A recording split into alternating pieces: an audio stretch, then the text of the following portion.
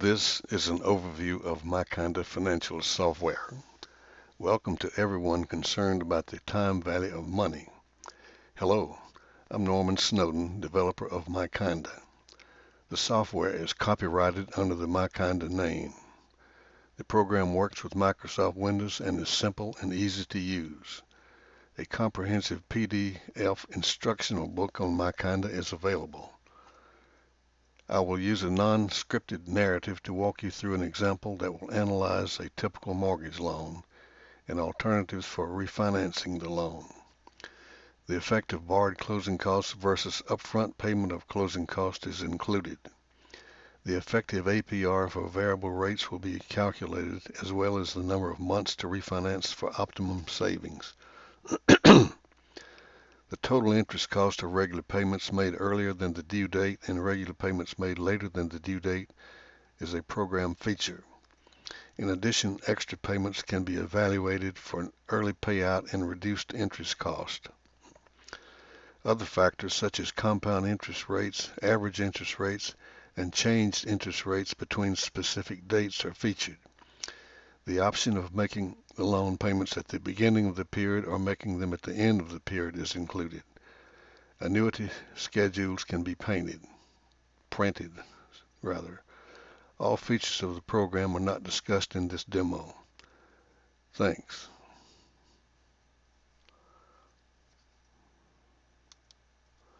We click on the little icon hard hat.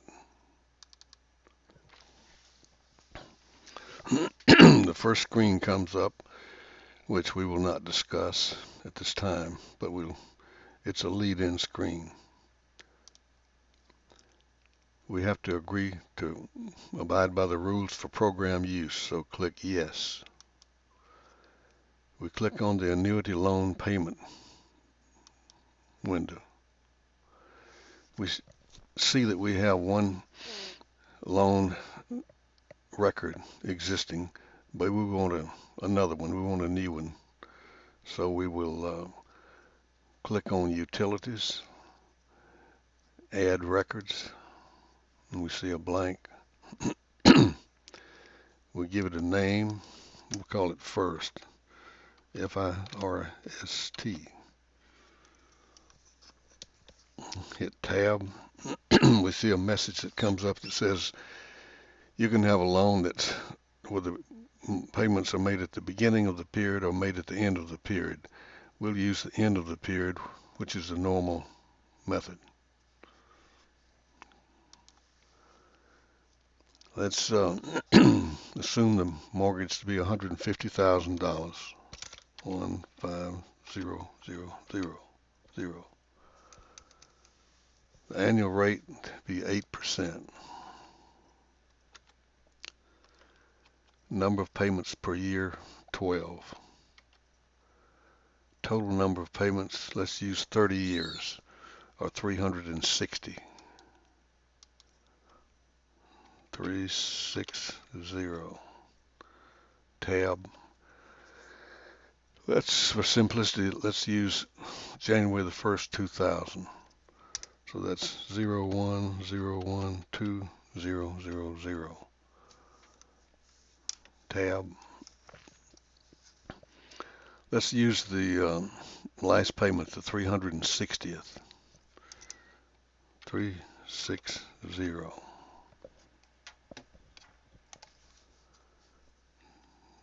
Tab.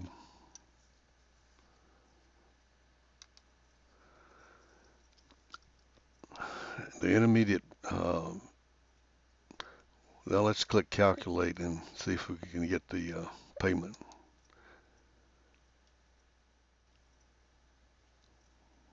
Payment amount. Oh, we have the wrong interest rate up here. I'm sorry. We had 0.8. That's 8.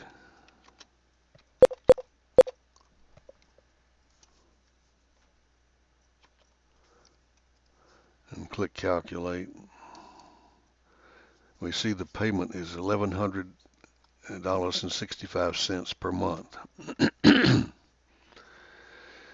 The last payment is January the 1st, 2030. The intermediate payment is the same, January the 1st, 2030. The intermediate principal paid is all of it, $150,000. The intermediate interest paid is $246,232.87. Principal remaining is zero. The effective lender's rate is 8.3% because the payments are made rather than once a year, they're made every month. The lender profit is $1,490,359.45, or the lender has made a $993.6 profit percent. If the payments were made once a year, say one, and we had 30 years, and 30 here, calculate, there the payment is $13,324.12 per year, but the lender's effective rate is there, it's 8%. The fact that most people might not realize that when the APR is quoted at 8%, that the lender is actually getting, in this case, 8.3%. We'll go back to the monthly payments, 12 per year, 360.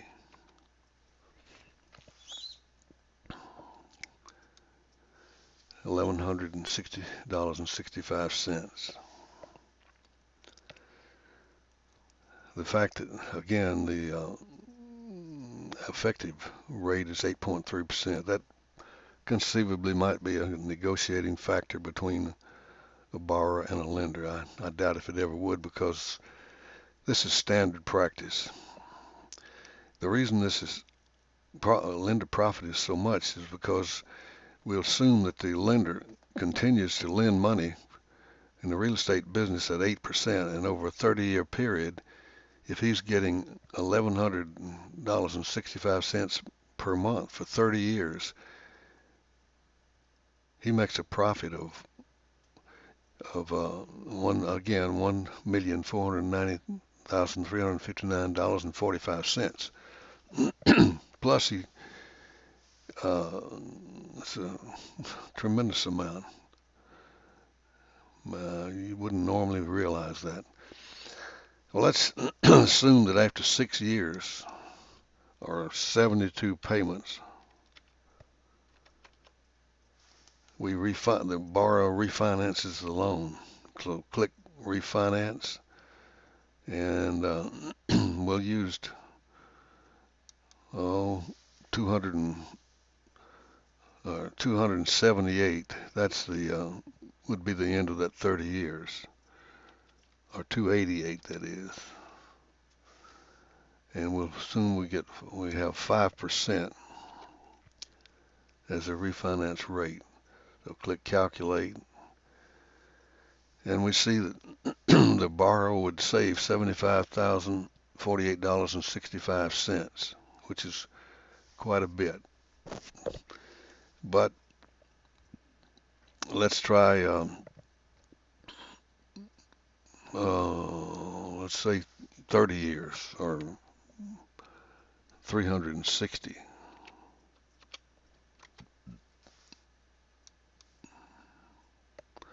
There, the savings, refinance savings, has dropped to $45,002.09.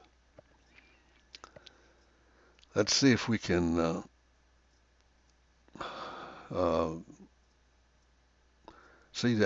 optimize this and see what the best number of payments to refinance would be.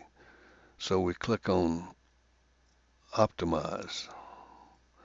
That just explains what optimization is. That's selecting the best number of payments for maximum savings. So yes, you have to put in a larger number than the refinance number of payments. In this case, we'll just use 400. And the optimum increment will be we'll check every 5th month and click calculate. We have to wait until it can come up with the best number. The best number is 225 with a savings of $86,973.40.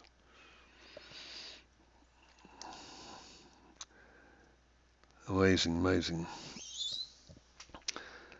Okay, let's assume that we would have a second mortgage. Click Info Second. We have insufficient mortgage data. We'll have to put that in. Assume we have a $50,000 vacation home loan. The number at a rate of 8%. Total number of payments, 20 years, 240. The initiation date of this would be 3 years after the first mortgage, or we'll use 0/1/0/1/2003. Click Home. And then we'll activate this Info Second Mortgage again. Click Info. Is there second mortgage? Yes. We have the data. The payment for this will come later. Home. Click Calculate. Now we see that the new combined payment refinanced is $1,283.60 with a reduced payment, difference in payments of $235.27.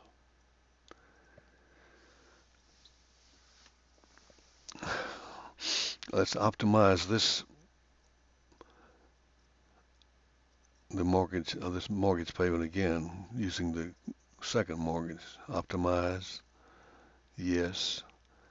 Just leave the 400 in increment of 5 and click Calculate. We wait till it comes up with it.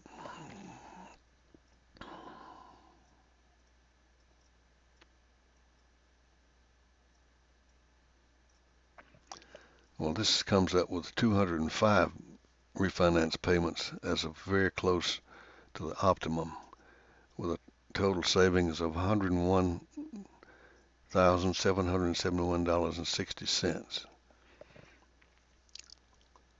Let's check assume that we have to pay $3,000. Oh, I'm sorry. $3,000 as closing cost. And it's borrowed. Refinance closing costs borrowed. We'll click Calculate. Now we see that the savings has been reduced to $97,304.25, which includes the $3,000 plus interest on the $3,000, probably around $1,420 or so dollars in addition to the $3,000, which gives us $97,304.75. But let's assume that you had a savings account that you weren't getting much interest on anyway, and it might be better just to pay it up front. So double click this refinance cost bar and answer no, that it's paid separately. Now let's assume that in your savings account you're getting 1%. Click Calculate, and remember this borrowed was $97,304.25. Well, we see that it's cheaper since you have the money available to rather than borrowing it to pay it up front, which gives you a savings of 98,212.97. But there's a break point. if you could, if you were getting if you were getting 4% in that savings account, you click calculate. Now you see the payment, that is the interest. I'm sorry, the refinance savings is down to 95,836.94. So it would be, in this case, if you're getting 4% in your savings account, it would be better to borrow it. It's odd to think about, but that's the way it is. Even though you're borrowing at 5%, it's still cheaper to borrow it than to pay it up front if you're getting as much as 4%. You could check exactly what the break point would be, but it's really not worthwhile. Let's let's go ahead and since we have this refinance, let's set it up to see what the actual loan would look like. Well, first, let's run the schedule on this. Click schedule. We want to print out and look at it. Click calculate. And we see that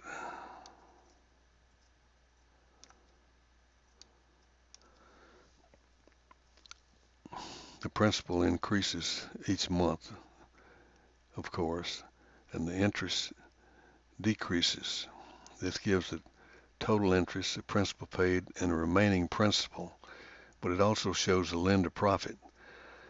That first month, the lender profit is 148,899.35, and the reason it's negative, or it is negative, because if the house burned down and the borrower had not kept the insurance paid, the lender would lose the whole $150,000, which in the explanation. Let's go on down all the way through each month. This is a 72. I'm sorry, this is the 72nd when it was stopped. We don't want a hard copy printout, so say no. Let's run it all the way down to, well, leave it to 72. Let's look at the savings. Take away the upper schedule. Look at the savings schedule and click calculate.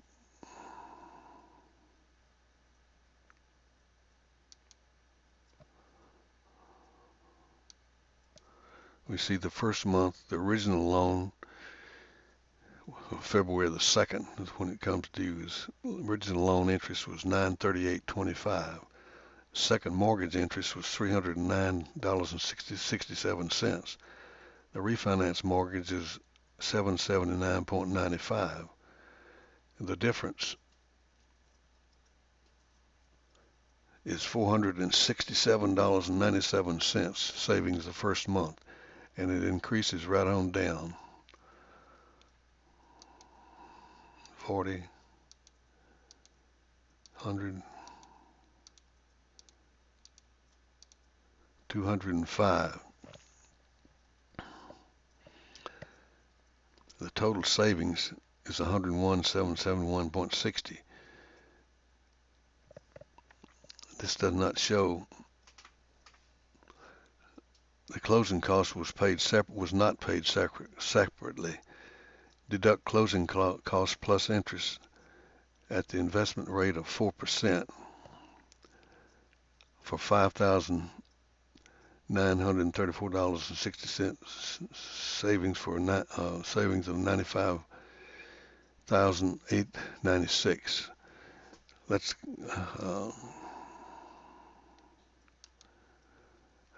take away this 4% and borrow and use it borrowed. We borrowed it.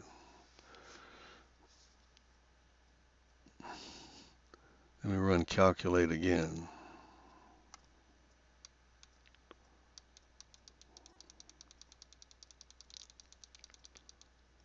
Here we see closing cost was borrowed. The resulting increase in interest and closing cost is reflected in the net savings of $97,304.25. This should have shown closing cost of $3,000 where this zero is, but the 97,000 is accurate because it comes off of this 100,304.25.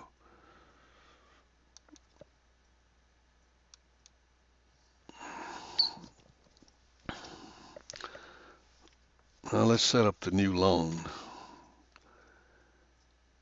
Refinance loan. We want to know what that would be, so we'll click here and it tells you to give a name if you want to set it up.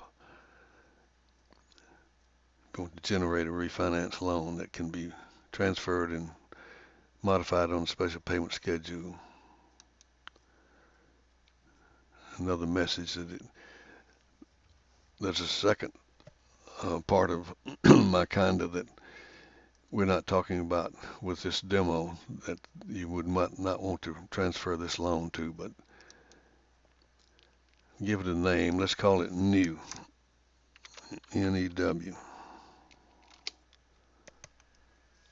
Click yes if you want to replace the existing screen loan data at the bottom of the screen with the standalone refinance loan. Say yes.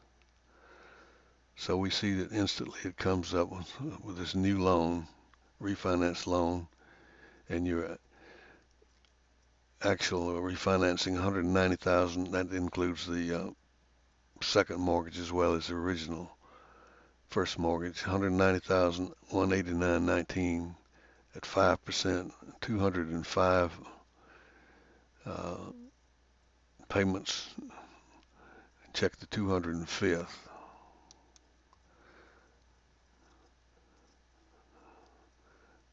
The 205th, so we see that the total principal is paid and the total interest is $93,024.71. Lender profit is $255,852. The effective rate, lender's rate, is 5.116. The lender's profit is $134.05. Let's click back on the first mortgage and look at something here on loan. Based on the first mortgage 8%, we want to know the maximum loan that you could get by entering a payment amount. Well, let's say we'll enter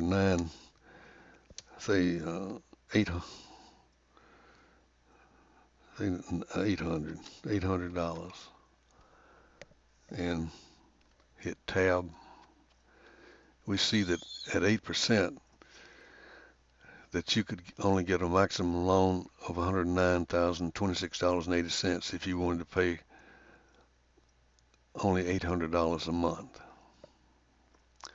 And down here, this is you can calculate a new number of payments. New payment amount we'll say is say $500. The new loan we'll say is $60,000. Click calculate. This tells you that the number of payments may be exact within plus or minus one payment. So it would take 242 payments to pay off a $60,000 loan at $500 per month. Let's check what that interest rate would be. New payment amount, we'll use the 500 and the new loan 600. Click calculate. That payment interest is 9.420. That will calculate the actual interest. Now let's assume that you're only paying $350 per month. Click calculate. In that case, the interest is 5.76. This just shows what some supplemental functions that you can check into for when you want the interest, want to know these matters. Now this up here just explains that we won't check into this, but if the first payment is due more than one period, example month, after the date papers are signed and possession of the car or house is given, an interest charge may apply for the number of extra days. If the payment is scheduled for more than one period after the mortgage was closed, this charge may increase the original finance amount, which results in a new final finance amount for loan payments made at the end of the period. If the first payment is made before the end of the first period due, the final amount financed will be decreased. We'll go home and check in again on closing costs to get APR. Let's put the $3,000 up here again and click the APR rate. That asks you if it's a fixed loan or a variable rate loan. This is a fixed loan. So the actual APR with the $3,000 closing cost is 8.214. That's theoretically that. But let's assume that we've got a variable rate mortgage. Let me click no if it's a variable rate. Click no. Double click for important variable APR information. It tells you to enter chronologically, sequentially, each variable rate percent beginning with the initial rate and the corresponding number of months periods, that is, matching that rate. Well, let's say we have 3. We'll put in 3. That comes up. So the first rate, let's use 3%. And the number of periods, let's use 100. The next rate we'll say is 5%. 5. And the number of periods would be 80.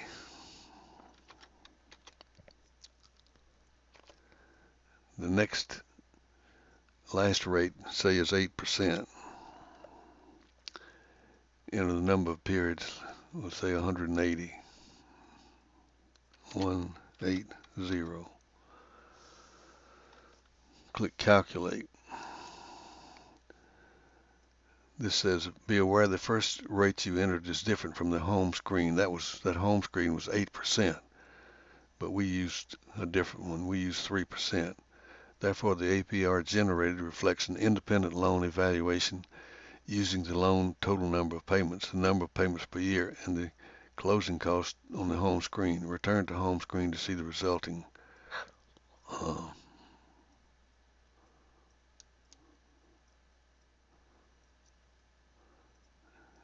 We don't want to print a hard copy printout. No. Go home. The APR rate in that case is a 5.178%.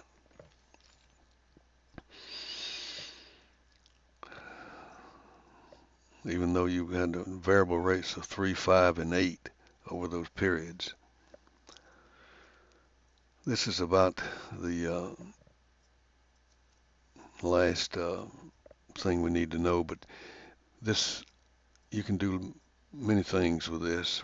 You can change the number of lines per page, and you can turn this into a loan that's paid at the end of the month. I'm sorry, the beginning of the month by leaving this box blank. If you a loan that's paid at the beginning of the month, the very time it's closed, you actually save some little bit over the total period of the loan. This just about ends the this utilities. I'll show you that. You can go up and down records, and you can add records, delete records, and you can find a record. If you had a lot of records, you can put in the name and find the name of, locate the record. Now the next thing, there'll be another demo later. If we take this new and click calculate on it without schedule, and then special payment schedule, double click, get a message, do not proceed unless you really wish to set up an additional special loan schedule. We do. It comes over to a new screen, and in this case you can change the interest rates between periods, or you can change even the number of periods per year, and you can determine if the payment is when it's made, when it's due. If it's late, there's a penalty. It will calculate a penalty, or if it's paid early, you get a credit. This will be on the next demo, so we'll close this out and go back to the screen we were working with. Well, thank you very much. I know this has been rambling, but of necessity, that's just about the way I operate anyway. Thanks very much. Before I sign off, I see that I have forgotten to explain the relationship between the investment interest percent and the usage amount. We see that we have a minus $137.34 each month, a difference in payments. If we use $100 of that each month and then click on calculate with zero interest investment account, we see that we've reduced the savings by a considerable amount from 97 something to 64,883.32. However, if we could say get 4% in our investment amount, savings account, we see that the savings are reduced, but by not nearly as much. If we could get as much as 5%, which is the same amount for which we're borrowing money, and click on calculate, we see that the savings are back to the same amount that they originally were, even though we use $100 per month of it. However, if you consider that if you're paying off credit cards at 13%, and you could use this $100 per month to pay off the credit card expenses, or else debt, that is, or else just spend $100 per month on goods and services rather than charging it up to a credit card at 13%, the savings would be much greater. So let's add 8% to that and call it, say, 13%, and click calculate. Now we see that the savings have increased immensely and up to $140,515.23. This just shows that you need to explore every avenue in an effort to save money. So we'll sign off now, and thank you very much.